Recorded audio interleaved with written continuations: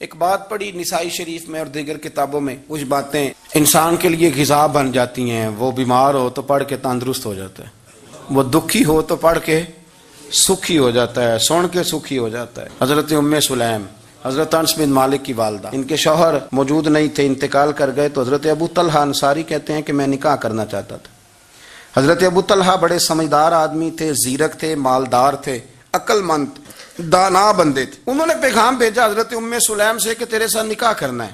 سمجھدار آدمی تھے، عقل مند تھے۔ حضرت ام سلیم کہنے لگی کہ آپ نے پیغام نکاح بھیجا ہے تو آپ جتنے وزادار اور شریف آدمی، آپ کا پیغام نکاح رد نہیں کیا جا سکتا، پر میری نکاح کی شرطیں بڑی سخت ہیں۔ انہوں نے کہا وہ کیا؟ کہنے لگی میرا حق مہر بڑا مہنگا ہے، اگر آپ میرا حق مہر ادا کریں تو وہ میں آپ سے نکاح کر لیتی ہوں۔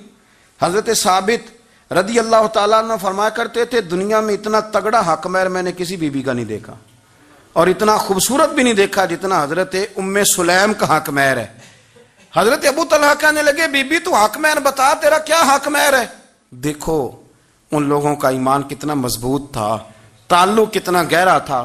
ام سلیم کہتی ہے حق مہر دے دو، اور جو لفظ انہوں نے بیان کیے وہ اتنے شاندار ہیں کہ وجد کرنے کو دل کرتا ہے۔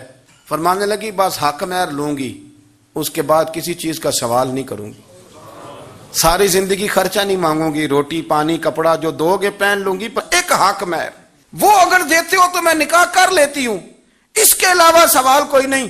حضرت ابو طلحہ کہنے لگے بی بی بتا تو صحیح حق مہر کیا، تو رو پڑی، کہنے لگی تو غیر مسلم ہے، میرے نبی کا کلمہ پڑھ جا، یہی میرا حق مہر بن جائے گا، تو حضور کا غلام ہو جا، میں ساری زندگی روٹی نہیں مانگتی، میں کسی شے کا سوال نہیں کرتی، میں غریبی میں جیوں گی، میں تھوڑے پہ گزارا کروں گی، پر میرے رسول کا کلمہ پڑھ جا، یہ میرا حق مہر بن جائے گا۔ آپ یارو اس درد کو سمجھو نا، تو کلمہ پڑھ جا۔ حضرت ابو طلحہ کہنے لگے میں بھی دین کے بڑا قریب تھا، لیکن تیرا سچا اور سچا جذبہ بتاتا ہے کہ دین سچا ہے۔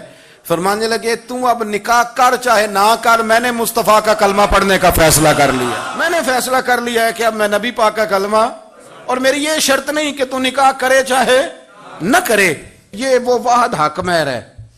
ایک بی بی نے حق مہر لیا ہے کہ تو کلمہ پڑھ، تو کلمہ پڑھ اور میں تیرے ساتھ نکاح۔ اللہ کرے اب بھی بیویاں ہوں جو کہیں کہ پہلے نمازی بن، قرآن مجید یاد کر، پہلے شریف النفس ہو، پر یہ تو بیویوں کی شرطیں نہیں۔ بیویاں تو کہتی ہیں قبضہ دے، تو اپنی کنجیاں دے، باقی کسی چیز کی ضرورت۔